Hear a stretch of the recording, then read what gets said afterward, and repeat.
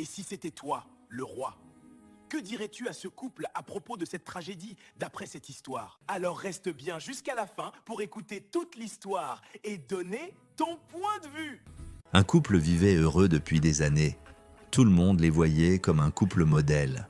Toujours ensemble, toujours souriants, partageant les mêmes rêves, les mêmes fous rires, les mêmes repas, les mêmes secrets. Leur maison respirait la paix, leur amour, la complicité. Ils s'étaient promis d'être là, quoi qu'il arrive. Et jusqu'à présent, ils tenaient en parole. Mais un jour, quelque chose changea. La femme a commencé à parler avec un inconnu sur Facebook. Cet homme lui écrivait des mots doux, lui faisait des promesses d'amour, de voyage, de belles choses. Elle se sentait comprise, aimée comme jamais. Ce qu'elle ignorait, c'est que cet inconnu n'était autre que son mari, qui voulait simplement tester sa fidélité. Les regards devinrent plus courts, les sourires un peu forcés, les mots plus rares. Les conversations à table se faisaient plus silencieuses, remplacées par le bruit des notifications d'un téléphone posé à côté. Ce téléphone, autrefois banal, devint bientôt un mur entre eux.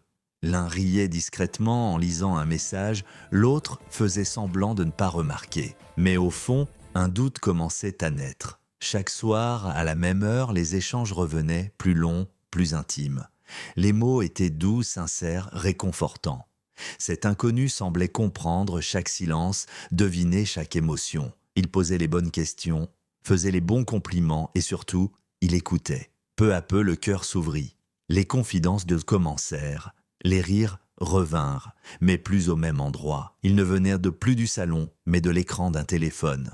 L'attention que l'un n'avait plus à la maison, il la trouvait désormais ailleurs, dans ses messages nocturnes, ses promesses de voyage, de tendresse, de renaissance. Et sans s'en rendre compte, le monde réel perdit de sa lumière. Le regard vers l'écran devenait plus vivant que le regard échangé à table. Le cœur battait, mais plus pour la même personne. Ce qu'elle ignorait, c'est que derrière cet inconnu se cachait la personne qu'elle croyait connaître mieux que tout. Oui, c'était son propre partenaire. Avec une fausse photo, un faux nom, une fausse histoire d'amour, le piège s'était refermé. Au début, c'était pour rire, pour se rassurer, pour voir si l'autre tomberait. Mais à chaque message lu, à chaque mot d'amour adressé à ce faux profil, le jeu devenait plus cruel. L'amour vrai regardait impuissant, celui qu'elle aimait se perdre dans une illusion. Et chaque « je t'aime » envoyé à l'inconnu était comme une flèche dans le cœur de celui qui observait. Le couple n'était plus le même. Les mots durs avaient remplacé les rires, et la maison qui autrefois respirait la joie n'était plus qu'un lieu froid, rempli de silence et de rancune. Et sans que personne ne dise un mot, le couple commença à se fissurer. Alors, d'une voix brisée, presque éteinte, elle murmura « Je ne peux plus, je veux divorcer ». Lui resta sans voix. Il chercha ses mots, mais aucun ne vint. Le silence, cette fois, n'était plus un simple malaise, c'était la fin. « Tu veux le divorce ? Très bien, mais avant, trouve-moi une autre femme, quelqu'un qui te remplacera dans ce foyer que tu veux quitter. » Elle le regarda sans comprendre. Mais dans son esprit, cette condition devint un défi. Elle se disait « S'il veut une autre, il l'aura. Moi, j'ai déjà trouvé l'amour ailleurs. » Car dans son cœur, elle croyait encore à l'inconnu rencontré sur Facebook, cet homme charmant, doux, attentif, celui qui lui avait promis amour, voyage et une nouvelle vie. Alors, poussée par la fierté et la colère, elle fit ce que son mari demandait. Elle chercha une femme, pas n'importe laquelle, une jeune femme polie, calme, bien vue dans le quartier, et quelques semaines plus tard, elle la présenta à son mari. « Voilà celle qui prendra ma place. Puisque tu veux une autre, la voici. » À sa grande surprise, il accepta. Et sans un mot, les préparatifs commencèrent. Le jour de la cérémonie, l'ancienne épouse assista à la dot. Assise au premier rang, le visage fermé, elle regardait l'homme qu'elle avait aimé verser la dot à une autre femme. Une union qu'elle-même avait rendue possible. Certains dirent mais qu'elle était forte, d'autres qu'elle était folle. Mais elle voulait simplement prouver qu'elle n'avait plus de sentiments, que tout était fini. Après la cérémonie, elle signa enfin les papiers du divorce. Tout semblait bouclé, sauf que le destin n'en avait pas fini avec elle. Car malgré le divorce, elle restait dans la même maison. Le mari vivait désormais avec sa nouvelle épouse et elle, la première, continuait d'y habiter. Une situation étrange, douloureuse mais supportable, du moins en apparence.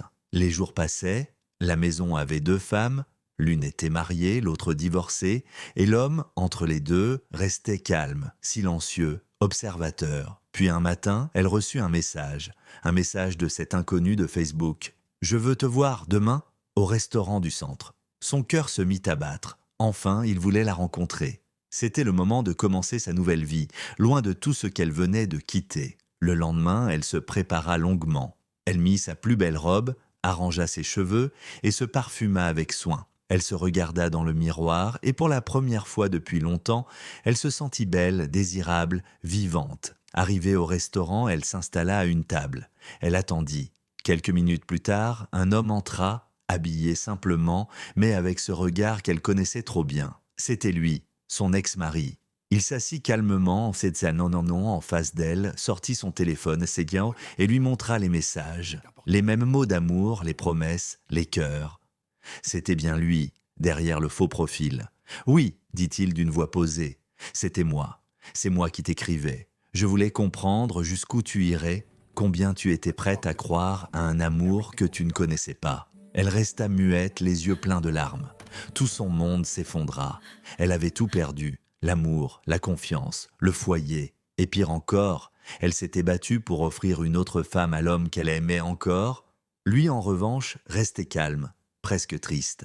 Et toi, si c'était toi, aurais-tu accepté de reprendre cette femme malgré la trahison et la honte?